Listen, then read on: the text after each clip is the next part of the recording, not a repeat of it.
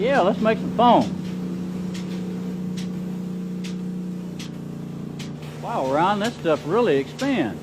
Yes, it does, Kent. This product is shot on at about 1,200 pounds of pressure and about 150 degrees heated to the gun, and the exothermic chemical reaction of the two products heats it up about another 40, 50 degrees. So about 200 degrees and 1,200 pounds of pressure, and it actually expands at a ratio of 1 to 120. Boy, that stuff, it covers every nook and cranny, doesn't it, Ron? You can bet you there's not going to be any cracks and voids with this product in the wall, and we're going to eliminate all those other infiltration factors that we were concerned with.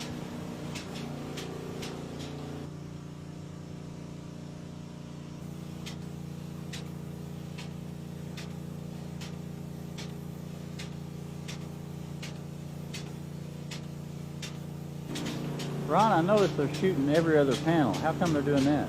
Well, there's a reason for it, and it facilitates the trimming. And if you'd like to step into the next room over here, I can show you how that's done. Okay, let's go. And this is a trimming process that I promised to show you, Kent. And as you can see, that's a special tool with a long saw blade on it. And what this does is affords us to cut the foam even with the faces of the studs so that the sheetrockers don't have any problem when they come in behind us. Right.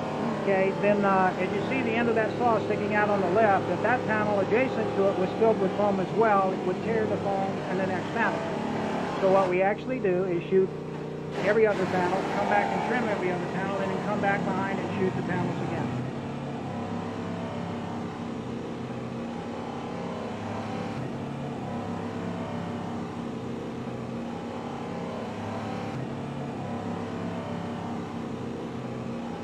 That is really slick. Ron, I can see how this product works great in these 16-inch cavities, but are there any special applications for this product? Well, we like to think all applications of Selection 500 are special, but you're absolutely correct, Kent. There are many specific areas in a house under new construction that just cannot be addressed properly and insulated properly with other insulations. Let's go look at some of those. Okay, let's go.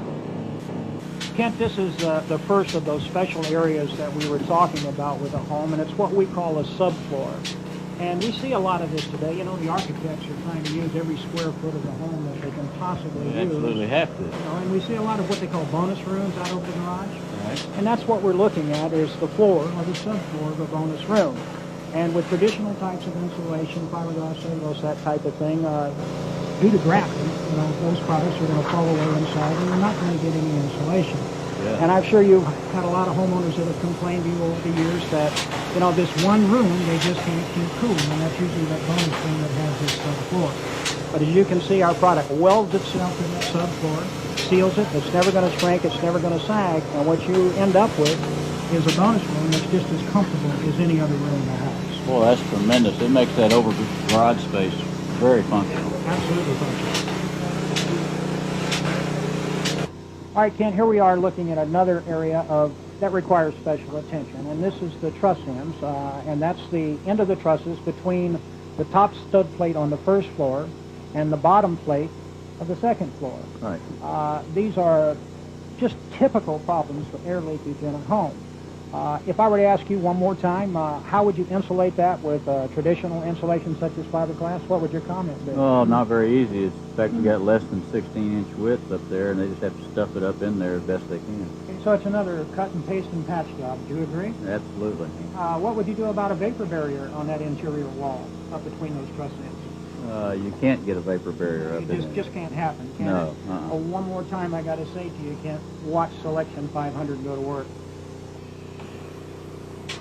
Any doubt in your mind that those truss ends are closed? I think they're fairly well sealed. Think you're going to have any air leakage up there? I don't think there'll be much air getting through that particular cavity, which is good. Well, that is fantastic. Even in between those small gaps in the trusses there, he fills those up. You ready to look at another special area? You betcha. It's great. Okay, Kent, this is another one of those special areas that we've talked about insulating with foam. We're looking at a typical kitchen wall, exterior wall, and we have plumbing and water supply piping and wires and electrical outlets and all sorts of penetrations in that wall. If I were to ask you to insulate that wall with fiberglass or one of the other typical insulations that are around, how would you go about it? What would you do? Well, it'd be a cut and paste job around all that piping and electrical boxes in there. Okay, cut and paste, and the fiberglass is an example, would end up being compressed. And what happens to the R value when you compress fiberglass? It goes to almost zilch. Okay, so we've got minimal insulation with traditional insulation techniques. That's correct. Watch this.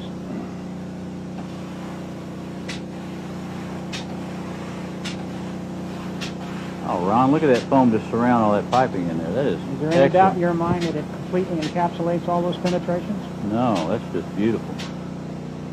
Kent, this is another one of the areas of special application, as you call it, and what we're talking about are corners and tees.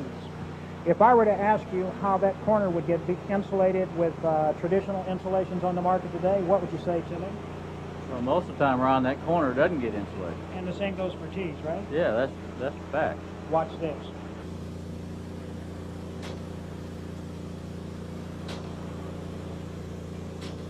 That's unbelievable. Another area we're looking at here, Kent, that just really can't be addressed by other insulations are vaulted ceilings and cathedral ceilings that we see in many, many of the homes today. Again, those architects have done that and trying to make them look pretty. You bet. If I were to ask you to insulate this area with a traditional insulation, fiberglass, and that type of thing, what's going to happen with time? Well, it's going to be nailed up there and then sag down and almost go to nothing over time. Another thing we like to address is air conditioning duct leakage. The vent side of the air conditioning system operating at a positive pressure and the return side operating at a negative pressure.